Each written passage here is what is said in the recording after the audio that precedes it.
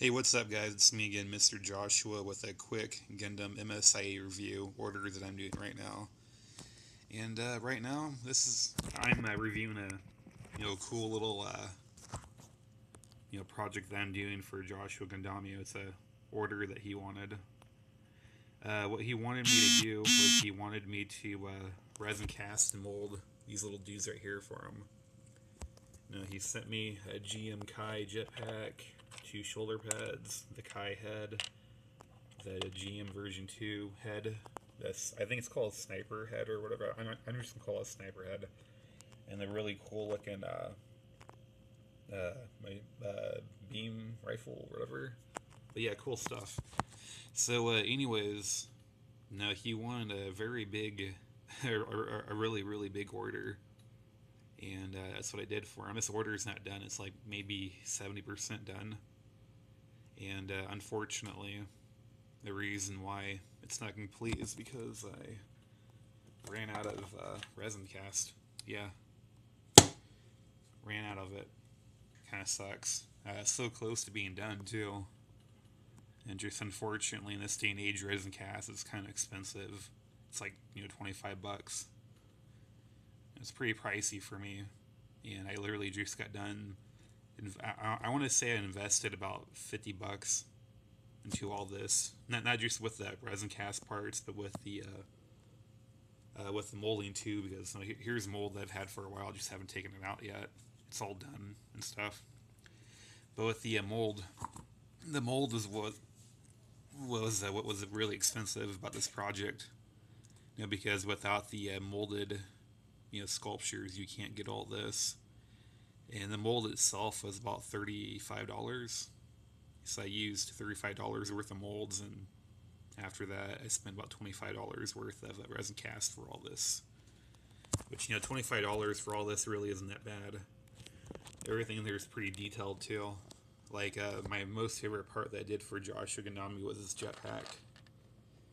Resin casted jetpack. I mean, check that out. It looks pretty legit. Yeah, check that out. It's awesome. Yeah. I mean, just compare that to the original mold that I just got done doing. The original versus the resin cast. It's pretty much the same. The only difference is that one's off colored and has color on there. But they're almost the same. And the reason why this little jetpack is different than all the other resin casts that I did was because I basically did a test on it. I did a test on it to see if it would actually die, and it did. It died very well, actually. Now, theoretically, if you wanted to, you can probably just add a little bit of red paint on there for the boosters or whatever it is, and it's good. It doesn't need any more paint. And so, you got my mind wandering a little bit, and I was like, you know what? I wonder if I could, recolor these little resin cast parts too, and I did. One's a little bit lighter than the other, but that's okay. And so what I did is I just kind of fucked around with it a little bit. This is the first one that I did. I drilled the holes in there and stuff. The holes aren't really that great, but it's easy. You can fix it real easily with a Dremel. I just Dremel those out real quick. And here's a comparison between the real one and the resin cast, and they're pretty much the same. There's slightly minor parts that are different, like that little hook thing on the bottom. Those didn't come with them. I did that because with the mold, unfortunately, there's just literally like no way to resin cast that little part unless you did like a 2-part mold, and I just didn't have time for it. But regardless, it came out pretty nice, if I do say so myself, and it was good. It really was. And then I also did about, I want to say like 6 to 8 sets of these of the shoulder pads. I did these black as well. And surprisingly, like what I did was I messed around with the molds and with the resin, and this is what I came up with. This is actually pretty bendable too. It's bendable like the actual msia plastic. What I did was the mold that I bought, was a two-part mold, a yellow and the clear version. And what you do is you combine them and stir them until they turn clear, and you toss them in your mold, and bam, there you go. And so what I did was I accidentally did a little bit of experimenting with it the other night. I took the yellow stuff, poured that in first, and I took my other container, and I added just a little bit less. And so what happened was after I did that, I mixed them together and did a set of the shoulder pad shields. They came out and they're slightly sticky, so I tossed them in the water and dye. And for some weird reason, the dye took the stickiness off and just made them really really bendable and stuff like the actual msia plastics. So who knows? Maybe there's it's not sticky anymore. Not sticky at all. But maybe there's a chemical behind that, a chemical reaction that makes it flexible like that.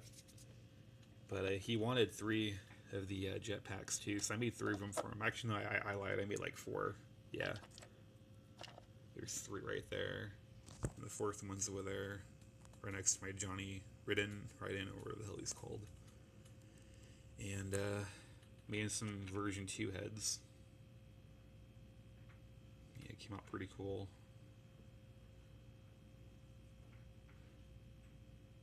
Yeah, awesome stuff. I made 10 of those for him like he wanted. And I made some of the weird sniper guy. It's actually really detailed. Unfortunately, you can't really see it with my shitty camera, but believe me, it's really detailed. And he wanted these shoulder pads too, so I made a bunch of those for him. Unfortunately, regardless of what you do with these guys, no matter what you do with resin cast, you have to, shave them down a little bit. And this guy right here, he has a little air bubble, which sucks ass, but it's fine. What you can actually do is take some, actually, what I figured out is what you can do is if you take super glue gel, just add a little bit of dab on there, and then make it really cool. I think what it is, you take I think it was baking soda. Yeah, I think it was baking soda, and what you do is you pour it on top of that of the gel, and it actually hardens it up really quick. I'm pretty sure it's baking soda. It's one of them. It has this weird chemical reaction which makes it dry up really quick, so that way you can wipe off the excess powder and shave it down a little bit. All of these resin casts that I did, they're almost perfect. Some of them were 80% perfect. Some of them were 90% perfect. Unfortunately, I'm not a professional when it comes to resin casting, at all. I'm an amateur. But it doesn't stop me from doing some pretty good casts. Like this guy right here, he's a really good cast I pulled out. This is the GM Kai. The only thing he's missing is that antenna, which is fine. You can always make your own. He's got the slot in there for the antenna too. And again, sorry about my camera. My camera is a piece of shit phone. I don't really have money or time to buy a new one right now. But anyways, I also took the GM sniper head. I took 2 of them for fun, and I dyed them different color, and they actually came out pretty sweet, pretty cool looking.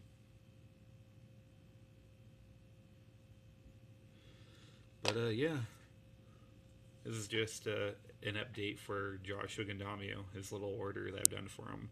Not really sure what he wants me to do next. I mean, from his instructions, he wanted me to do 2 versions of the sniper heads, one with the vent open, one with the vent closed. I completed the part with the vents closed, but he wants them open too, and unfortunately I ran out of mold and resin cast, so I can't do that anymore.